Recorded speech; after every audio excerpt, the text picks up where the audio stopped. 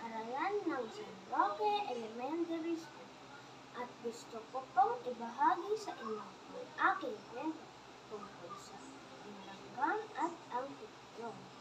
Sa kwentong ito, ang ating talakayin mga aral tungkol sa sipag at pagkakaibigan. Noong unang panahon, mayroong isang langgam at isang itlog na magkakaibigan. Ang langgam ay masipag at nag-iipon ng makakain para sa lamig. Samantalang ang itlog ay tamad at